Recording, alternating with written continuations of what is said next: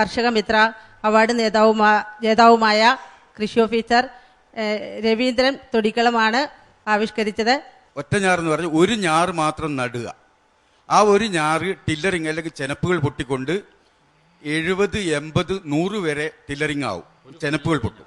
ഈ ചെനപ്പുകളിൽ പകുതിയിലേറെ നല്ല കായ്ഫലം തരുന്നത് അല്ലെങ്കിൽ നല്ലപോലെ വിളവ് തരുന്നത് കൊണ്ട് ഉൽപാദനം കൂടും. പിന്നെ കളനിയന്ത്രണത്തിൽ പുതിയ മാർഗവും കൂടി കണ്ടെത്തിയിട്ടുണ്ട്. കടലാസിനെ ഉപയോഗിച്ചുകൊണ്ട് കടകളെ നിയന്ത്രിക്കാന്നുള്ളത് അതും കണ്ടെത്തിയിരിക്കുന്നത് ഞാനാണ്. അതും ഞങ്ങളുടെ പഞ്ചായത്തിലാണ് ആദ്യമായിട്ട് പ്രയോഗിച്ചത്. എന്ത് കടലാസാണ് ഉപയോഗിക്കുന്നത്? ഈ 2 ഞാറുകൾ തമ്മിലുള്ള അകലത്തിൽ സാധാരണ പേപ്പർ, മണ്ണിൽ ലയിക്കുന്ന പേപ്പർ. കഴിഞ്ഞ 3 പഞ്ചവത്സര പദ്ധതികളുടെ പ്രവർത്തന ഫലമായി കാർഷിക മേഖലയിൽ എത്ര കണ്ട് മെച്ചമുണ്ടായിട്ടുണ്ട്? ഞങ്ങളുടെ കയ്യിലുണ്ടായിരുന്ന 90ഓളം ഹെക്ടർ സ്ഥലമാണ് ഈ കഴിഞ്ഞ കുറേ ഒരു 10 വർഷം കൊണ്ട് 40 ഹെക്ടർ നികത്തിപ്പോയി. ഈ 40 ഹെക്ടർ സ്ഥലമായിരുന്നു ഞാൻ അവിടെ വരുന്ന സമയത്ത് ഉണ്ടായിരുന്നത്. അത് 10 ഹെക്ടർ ഇപ്പോൾ 2 വർഷക്കാലത്തെ പ്രവർത്തനത്തിന്റെ ഫലമായി ഞാൻ്റെയും പഞ്ചായത്തിന്റെയും പ്രവർത്തന ഫലമായിട്ട് ഞങ്ങൾ തിരിച്ച് നെൽകൃഷിയിലേക്ക് കൊണ്ടുവന്നു. ഇത്തരം കാർഷിക പ്രവർത്തനങ്ങളുടെ ഫലമായി ഉണ്ടായ നേട്ടം എന്ന് പറയുമ്പോൾ നമുക്ക് ക്വാണ്ടിഫൈ ചെയ്യേണ്ടി വരും. കഴിഞ്ഞ വർഷം ഇത്ര ടൺ, അതിന്റെ പിറ്റേ വർഷം ഇത്ര ടൺ, അങ്ങനെ പറയും. അതാണ് നമുക്ക് ഇതിന്റെ മെച്ചം കാണിക്കാൻ പറ്റുന്നത്. അങ്ങനെ ഉൽപാദനം ഉണ്ടായി. കഴിഞ്ഞ വർഷം 325 ടൺ നെല്ല് ഞങ്ങളുടെ പഞ്ചായത്ത് പരിധിയിൽ ഞങ്ങൾ ഉൽപ്പാദിപ്പിച്ചിട്ടുണ്ട്. ഒരേക്കറിൽ എത്ര? ഒരേക്കറിൽ നിന്ന് 1400 കിലോഗ്രാം കിട്ടും. അതായത് 3500 കിലോഗ്രാം വരെ ശരാശരി ക്രമത്തിൽ കിട്ടും. അതുപോലെ അതേസമയത്ത് തന്നെ ഈ കരകൃഷിയിൽ നെല്ലുൽപാദനം കുറവാണ്. റബ്ബറിന്റെ ഉൽപാദനം എന്ന് പറയുന്നത് സാധാരണഗതിയിൽ ഒരു 100 മരത്തിൽ നിന്നും ഒരു 7 കിലോ, 10 കിലോ ആണ് മാക്സിമം റബ്ബർ ബോർഡിന്റെയും ഞങ്ങളുടെയും ശുപാർശയിൽ പറയുന്നത്. പക്ഷെ ഒരു 7 കിലോ വരെ റബ്ബറിന് ഉൽപാദനം കിട്ടുന്നുണ്ട്. ഇന്ന് നിലവിലെ ആകർഷകമായ വിലയാണ് ആൾക്കാരെ ആ മേഖലയിലേക്ക് ആകർഷിക്കുന്നത്. വേറൊന്ന് ഇൻട്രസ്റ്റിംഗ് തിങ്, നിരോധിച്ച പ്ലാസ്റ്റിക് പിടിച്ചെടുത്ത് പിഴ ചുമത്തിയിട്ടുണ്ട്. 3750 റുപ്യ ചുമത്തിയിട്ടുണ്ട്. എങ്ങനെയാണത്? എത്ര ആളിൽ നിന്നാണ് ഈ 3750? പ്ലാസ്റ്റിക് 13ഓളം കച്ചവടക്കാരിൽ നിന്നും നിരോധിച്ച ഏത് പ്ലാസ്റ്റിക്കാണ് പിടിച്ചെടുത്തത്? 30 മൈക്രോണിൽ താഴെയുള്ള, സർക്കാർ നിരോധിച്ചത് 30 മൈക്രോണിൽ താഴെയുള്ള പ്ലാസ്റ്റിക്കുകൾ പിടിച്ചെടുക്കുകയാണ് ചെയ്തിട്ടുള്ളത്. പിഴയ്ക്ക് എന്താണ് അതിന്റെ ഒരു മാനദണ്ഡം? പഞ്ചായത്ത് നേരിട്ട് പരിശോധിച്ച് അങ്ങനെ പിഴ ഈടാക്കുകയാണ് ഓരോരുത്തരുടെ ആ വോളിയം അനുസരിച്ച്. 30ൽ കൂടിയ പ്ലാസ്റ്റിക് 1 കിലോ പിടിച്ചെടുത്താൽ ഇത്ര രൂപ പിഴ, അങ്ങനെ വല്ലതുണ്ടോ? അങ്ങനെ ഇല്ല സർ. പേരാവൂർ പഞ്ചായത്തിന്റെ മുഖ്യ ലക്ഷ്യം എനിക്ക് തോന്നി അവാർഡ് നേടുക എന്നുള്ളതാ. നിങ്ങൾ ഇതിനകത്ത് തന്നേക്കുന്നത് ധാരാളം അവാർഡ് നേടിയിട്ടുണ്ട്. അതെങ്ങനെയാണ്? 5 വർഷം മുമ്പ് നിലവിലുള്ള ഭരണസമിതി അധികാരമേൽക്കുമ്പോൾ അന്നത്തെ principal secretary SM Vijayananda sir ഞങ്ങൾ പഞ്ചായത്ത് പ്രസിഡന്റുമാരെ മീറ്റിംഗ് വിളിച്ചു തിരുവനന്തപുരത്ത്. വിളിച്ചിട്ട് ഞങ്ങളോടായിട്ട് പറഞ്ഞു, നിങ്ങൾ 5 വർഷം പഞ്ചായത്തിന്റെ പ്രസിഡന്റായി സ്ഥാനമേറ്റിട്ടാണുള്ളത്. നിങ്ങൾക്കെല്ലാവർക്കും ഒരു സ്വപ്നം ഉണ്ടാകണം. ആ സ്വപ്നം നിങ്ങൾ പൂർത്തീകരിക്കണം. ഇപ്പൊ തുടക്കമാണ്. നിങ്ങളുടെ പഞ്ചായത്തിൽ ഇനി ഒരുപാട് നേട്ടങ്ങൾ നിങ്ങൾക്ക് ഉണ്ടാക്കാൻ സ്വപ്നങ്ങളില്ലേ എന്ന് ചോദിച്ചു. ഉണ്ടെന്ന് എല്ലാവരും പറഞ്ഞു. അപ്പോൾ എൻ്റെ ഭരണസമിതിയുടെയും സ്വപ്നമായിരുന്നു ഇന്ത്യയിലെ ആദ്യത്തെ, കേരളത്തിലെ ആദ്യത്തെ, ജില്ലയിലെ ആദ്യത്തെ എന്നീ പുരസ്കാരങ്ങൾ ഓരോ മേഖലകളിലും നേടിയെടുക്കാൻ. ഞങ്ങളുടെ ഭരണകാലാവധി തീരാറായി. ഞങ്ങളുടെ സ്വപ്നങ്ങളൊക്കെ ഞങ്ങൾ പൂർത്തീകരിച്ചു. അങ്ങനെയാണ് അത് ഒരു കാരണമാണ് ഈ അവാർഡുകൾക്കൊക്കെ കാരണമായിട്ടുള്ളത്. രഹസ്യം എന്താണ്? ഇനി 1 കോടിയുടെ ഒരു സ്വപ്നം മാത്രമേ ബാക്കിയുള്ളൂ അല്ലേ? നിങ്ങളുടെ സ്കൂളിലെ കുട്ടികളെയും കൊണ്ട് പച്ചക്കറി കൃഷി ചെയ്യുന്ന കണ്ടപ്പോൾ ഭയങ്കര താല്പര്യം തോന്നി. നന്നായിരിക്കുന്ന ആ പരിപാടി. ഈ കൃഷി ചെയ്യുന്നതിന്റെ വരുമാനം എങ്ങനെയാക്കുക? അത് എന്തിനു ഉപയോഗിക്കുന്നു എന്നുള്ള? അവിടുന്ന് കിട്ടുന്ന പൈസ മുഴുവൻ തന്നെ ആ കുട്ടികളുടെ ക്ലബിന് വേണ്ടിയിട്ട്, ക്ലബ്ബാണ്, സ്കൂൾ ക്ലബിന് ഉപയോഗിച്ചിട്ടുണ്ട്. അവരാണ് കൈകാര്യം. കൃഷിയുടെ ക്ലബ്ബാണോ? ക്ലബിന് വേണ്ടി. ആ ക്ലബിൽ ഈ പണം എന്തിനു വേണ്ടി ഉപയോഗിക്കുന്നു? കൃഷിക്ക് മാത്രമാണ് ഉപയോഗിക്കുന്നത്. വീണ്ടും അതിലേക്ക് ഇൻവെസ്റ്റ് ചെയ്തു കഴിഞ്ഞു. തുടർ വിദ്യാഭ്യാസത്തിന്റെ കാര്യം നിങ്ങൾ പറഞ്ഞ്, ഈ കിരൺ പദ്ധതി തുടങ്ങിയപ്പോൾ നിങ്ങൾ എന്തെങ്കിലും പഠനം നടത്തിയിട്ടുണ്ടോ? എത്ര പേര് ഇതിന് ആവശ്യക്കാരുണ്ടെന്നുള്ളത്?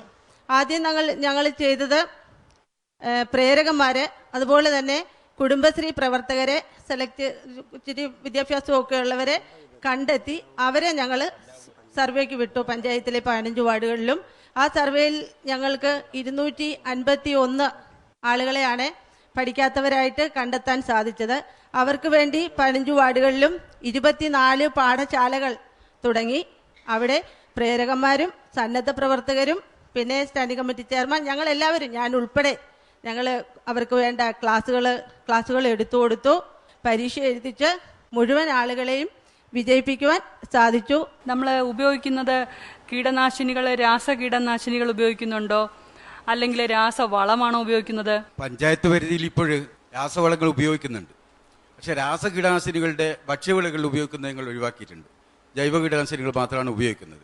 ജലലഭ്യത എങ്ങനെയാണ്? ജലലഭ്യത ഈ വർഷം ഞങ്ങൾ കുറെ കൂടുതൽ ജലസംരക്ഷണത്തിൽ മുൻതൂക്കം കൊടുത്തതുകൊണ്ട് ഈ വർഷം വന്നിടത്തോളം കുടിവെള്ളത്തിൻ്റെയോ ഇല്ല അങ്ങനെയുള്ള പ്രശ്നങ്ങൾ ഉണ്ടായിട്ടില്ല. ജലസേചനത്തിനും വെള്ളം കിട്ടുന്നുണ്ട്. അതിൻ്റെ ഭാഗമായിട്ടാണ് ഞങ്ങൾ ഈ 5 ഹെക്ടറിൽ വളരെ ധൈര്യത്തോടുകൂടി 3ാം വിള നെൽകൃഷി ഇറക്കിയിട്ടുള്ളത്. ഇപ്പോൾ നിങ്ങളുടെ പഞ്ചായത്തിൽ ഈ വനിതാ ചെറുകിട വ്യവസായങ്ങൾ ആരംഭിച്ചു എന്ന് പറയുന്നു. അതിൽ ശ്രദ്ധേയമായ പരിപാടികൾ എന്തൊക്കെയാണ്? എൻ്റെ പഞ്ചായത്തിൽ വനിതകൾക്ക് സ്ത്രീ ശാക്തീകരണം, വനിതകളുടെ വികസന പ്രവർത്തനങ്ങളെ മുൻനിർത്തിക്കൊണ്ട് 1 ഏക്കർ സ്ഥലത്ത് വനിതാ ചെറുകിട വ്യവസായ യൂണിറ്റ് കെട്ടിടം സ്ഥാപിച്ചിട്ടുണ്ട്. അവിടെ വനിതകൾക്കായി ടൈലറിംഗ് യൂണിറ്റ്, തയ്യൽ പരിശീലനവും ഒപ്പം നൈറ്റി അതുപോലെയുള്ള വസ്ത്രങ്ങൾ തയ്ച്ച് വീടുകളിൽ വിപണനം നടത്തുന്ന ഒരു സെന്റർ അവിടെ പ്രവർത്തിക്കുന്നുണ്ട്. 2500-600 പരം സ്ത്രീകളെ കുടുംബശ്രീ അംഗങ്ങളാക്കിക്കൊണ്ട് വിവിധങ്ങളായ APL BPL ബാധകമല്ലാതെ വിവിധങ്ങളായ പ്രവർത്തനങ്ങൾ നടത്തി എല്ലാവരെയും ഒത്തൊരുമയിൽ ഒരു കുടക്കീഴിൽ കൊണ്ടുവരുവാൻ ഞങ്ങൾക്ക് സാധിച്ചിട്ടുണ്ട്. പ്രസിഡന്റ് എങ്ങനെയുണ്ടായിരുന്നു? നന്നായിരുന്നു, വളരെ നന്നായിരുന്നു. ഒരു സ്വപ്നം കൂടി സാക്ഷാത്കരിക്കുകയായിരുന്നോ? അതെ, പഞ്ചായത്തിന് കുറെ സ്വപ്നങ്ങൾ ഉണ്ടായിരുന്നു പറഞ്ഞു വന്നപ്പോഴത്തേക്കും. പഞ്ചായത്തിന് കുറെ സ്വപ്നങ്ങൾ ഉണ്ടായിരുന്നു, അതൊക്കെ ഞങ്ങൾ പൂർത്തീകരിച്ചു. അതിന്റെ ഏറ്റവും ഒടുവിലത്തെ, നേരത്തെ ഇവിടെ പറഞ്ഞ പോലെ ഒടുവിലത്തെ ഞങ്ങളുടെ സ്വപ്നമായി ഇത് അതും ഞങ്ങൾക്ക് പൂർത്തീകരിക്കാൻ സാധിച്ചു. മാർക്സിലേക്ക് കിടക്കാം അല്ലേ? കിടക്കാം. RVG മാഷെ 15-ൽ 12.5. 15-ൽ 11 പ്ലസ് 1 മാർക്ക് പ്രസിഡന്റിന്. 10-ൽ 7.5. 10-ൽ 8. 10-ൽ 8.5. പേരാവൂർ ഗ്രാമപഞ്ചായത്തിന് 60-ൽ 48 മാർക്സാണ് ലഭിച്ചിരിക്കുന്നത്. പ്രസിഡന്റ് ഹാപ്പിയാണോ? സന്തോഷമായോ? ഹാപ്പിയാണ്. അപ്പൊ എന്തായാലും നിങ്ങൾക്ക് ഇവരുടെ പ്രവർത്തനങ്ങളൊക്കെ ഇഷ്ടപ്പെട്ടെങ്കിൽ തീർച്ചയായും ഇവർക്ക് SMS അയക്കുക. SMS അയക്കേണ്ട format GKE space PVR space 10-ൽ നിങ്ങൾ നൽകുന്ന മാർക്സ് 537252 എന്ന നമ്പറിലേക്ക് അയക്കുക. പേരാവൂരിൽ നിന്നുള്ള ഇനി നമ്മുടെ യാത്ര മൂക്കന്നൂരിലേക്കാണ്. പക്ഷെ അതിനു മുൻപായി ഒരു ചെറിയ ഇടവേള. വേണ്ട നമുക്കിനി രോഗങ്ങൾ, വ്യാധികൾ വേണ്ട, വേണ്ടേ നമുക്കി കൊതുകിന്റെ താണ്ഡവം. വീടും പരിസരവും വൃത്തിയാക്കൂ, കൊതുകിന്റെ താവളങ്ങൾ നശിപ്പിക്കൂ, മാരക രോഗങ്ങളോട് വിട പറയൂ, വീണ്ടും ഒരു ദുരന്തമൊഴിവാക്കൂ. നാടിനെ നമ്മുടെ വീടായി കരുതണം, വൃത്തിയായി ഭംഗിയായി സൂക്ഷിക്കണം. രോഗം പരത്താത്ത മണ്ണിന്റെ മാറിലെ ആരോഗ്യമോടെ ജനങ്ങൾ വാഴൂ. എന്റെ കേരളം മാലിന്യമുക്തം.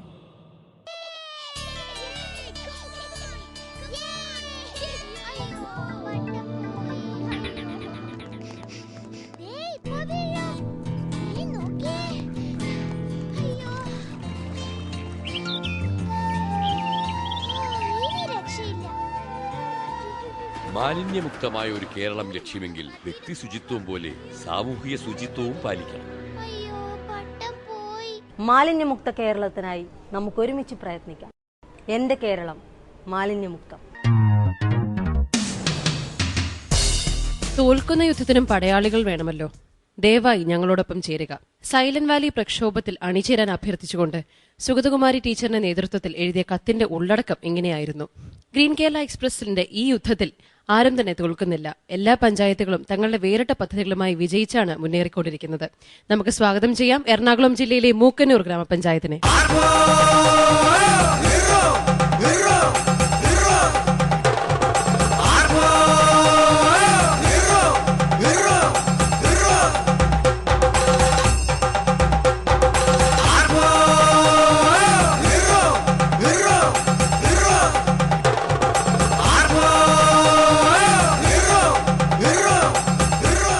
മൂക്കന്നൂരിൽ നിന്ന് ഇന്ന് നമ്മോടൊപ്പമുള്ളത് panchayat president Ms Elikutty Antony, vice president Shri Jose Madassery, വികസനകാര്യ standing committee chairman Shri PL Polachan, member Shri Elias K Thariyan, member Shri Biju Joseph Palatty. Panchayat പ്രസിഡന്റിനെ വേദിയിലേക്ക് ക്ഷണിക്കുന്നു. മൂക്കന്നൂർ ഗ്രാമപഞ്ചായത്തിന്റെ മാത്രം പ്രത്യേകതകൾ എന്തൊക്കെയാണ്? എറണാകുളം ജില്ലയുടെ വടക്കു ഭാഗത്ത് കുന്നുകളും സമതലങ്ങളും വനപ്രദേശങ്ങളുമുള്ള സമതലങ്ങളുള്ള മുക്കന്നൂർ ഗ്രാമപഞ്ചായത്തിന് 22.5 ചതുരശ്ര കിലോമീറ്റർ വിസ്തീർണമാണുള്ളത്. അതിൽ 20,501 ജനസംഖ്യയുള്ള ഈ ഗ്രാമപഞ്ചായത്തിൽ പ്രധാനമായും തോട്ടവിളകളാണ് കൃഷി ചെയ്യുന്നത്. അതിനെ ആശ്രയിച്ചാണ് കൃഷിക്കാർ മുന്നോട്ട് പോകുന്നത്. ഫെഡറൽ ബാങ്കിൻ്റെ സ്ഥാപകനായ യശശരീരനായ KP ഹോർമീസിന്റെ ജന്മസ്ഥലം കൂടിയാണ് മുക്കന്നൂർ ഗ്രാമപഞ്ചായത്ത്. പഞ്ചായത്തിനെ കുറിച്ച് കൂടുതൽ അറിയാം നാട്ടുകാഴ്ചകളിലേക്ക്.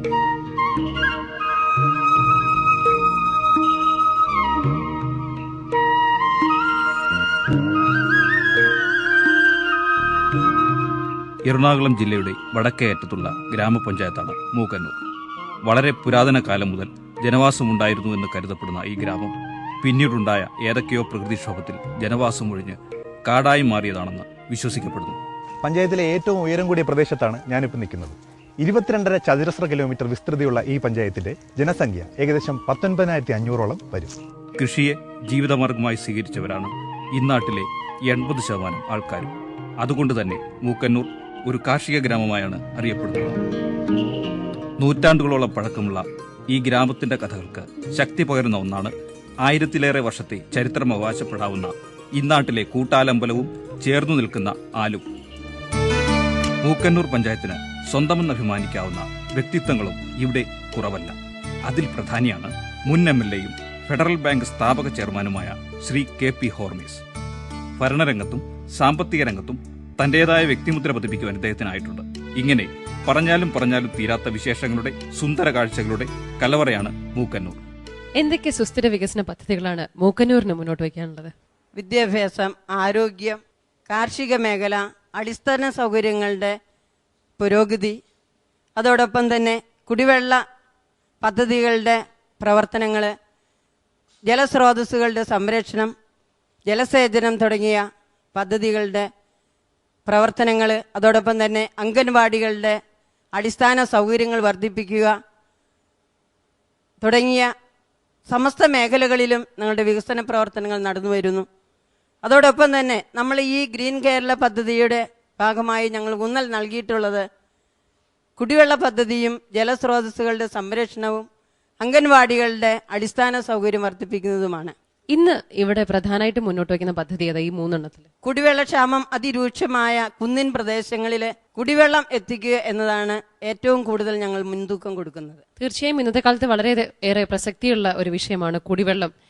നമുക്ക് ഈ പദ്ധതിയെക്കുറിച്ച് കൂടുതൽ അറിയാം. ദൃശ്യങ്ങൾ കാണാം.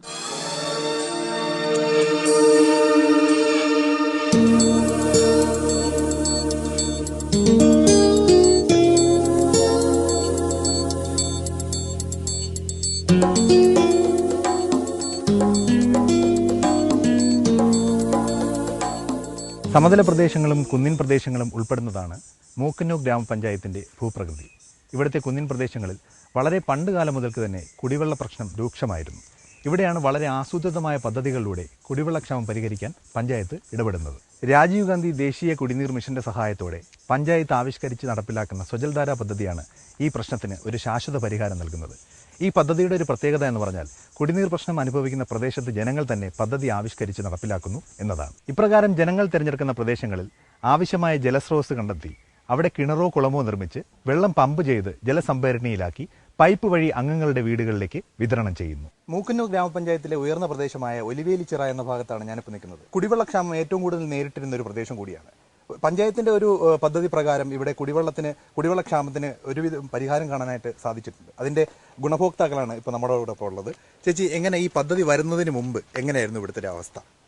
ഇവിടെ വെള്ളം തീരെ കുറവായിരുന്നു. വേനൽക്കാലങ്ങൾ വന്നു കഴിഞ്ഞ് കഴിഞ്ഞാൽ ഒരു തരി പോലും വെള്ളം ഉണ്ടാവില്ല. പല സ്ഥലങ്ങളിലും ഞങ്ങൾ ഈ മലയുടെ ഓരോ ചതുപ്പ് സ്ഥലങ്ങളിൽ കുഴിച്ച് വെള്ളം എടുത്താണ് ഞങ്ങൾ ഉപയോഗിച്ചുകൊണ്ടിരുന്നത്. പിന്നെ ഈ ചിറയുടെ മുകൾ ഭാഗത്ത് വനത്തിൽ നിന്ന് ഒഴുകി വരുന്ന നീർത്തടങ്ങളിൽ വെള്ളം കെട്ടിക്കിടക്കുന്ന ആ ഒഴുകി വരുന്ന വെള്ളം അപ്പോൾ ഇവിടേക്ക് പുറകോട്ടേക്ക് പോകുന്നവരും മുൻവശത്ത് തെളിഞ്ഞു വരുമല്ലോ, ആ വെള്ളം ഞങ്ങൾ എടുത്ത് ഉപയോഗിച്ചാണ് ഞങ്ങൾക്ക് ഭക്ഷണമൊക്കെ പാകം ചെയ്ത് ഒക്കെ കഴിച്ചുകൊണ്ടിരുന്നത്. ഈ പദ്ധതി വന്നതിന് ശേഷം എന്താണ്? പദ്ധതി വന്നതിന് ശേഷം ഈ ചിറ കെട്ടി സംരക്ഷിച്ചതിന് ശേഷം ഇവിടെ ആദ്യം ഈ കിണർ കുത്തിയതിന് ശേഷം കിണറിനകത്ത് വെള്ളം തീരെ കുറവായിരുന്നു. അതിനുശേഷം 2 പാലങ്ങൾ ഉണ്ടാക്കിയ 2 പാലങ്ങളിലും ഷട്ടറിട്ട് വെള്ളം സംഭരിച്ച് അതിനുശേഷം ഞങ്ങളുടെ